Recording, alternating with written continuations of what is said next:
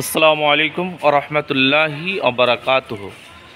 কয়েকটা গুরুত্বপূর্ণ কথা অর্থাৎ দোয়া ধরুন আপনাদের কাছে দিচ্ছি, যেটা বিশেষ প্রয়োজন জীবনে।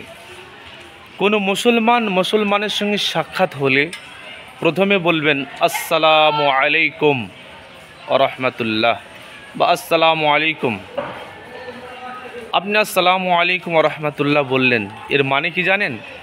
আল্লাহর শান্তি আপনার উপর অবতীর্ণ হোক। উনি যখন উত্তর দেবেন ওয়ালাইকুমুসসালাম, উত্তর দেবেন ওয়ালাইকুমুসসালাম, আল্লাহর শান্তি আপনার উপর অবতীর্ণ হোক। কি সুন্দর লেনদেন, মুসলমানদের ভিতরে কি সুন্দর লেনদেন, এটা জারি রাখবেন আমার অনুরোধ।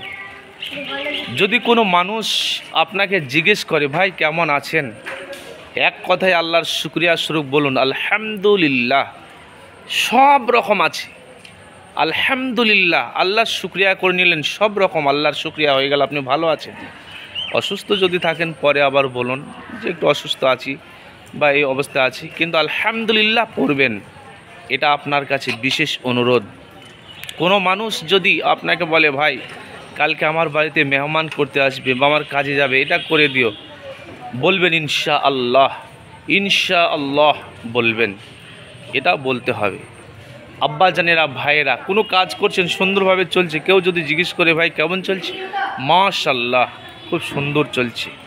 অবশ্যই এই ধরনের ছোট্ট ছোট্ট জিনিসগুলোকে একটু গুরুত্ব দিয়ে আমল করবেন, মুখস্থ করবেন। আল্লাহ আপনাকে আমাকে তৌফিক দান করুন, আমিন। আসসালামু আলাইকুম।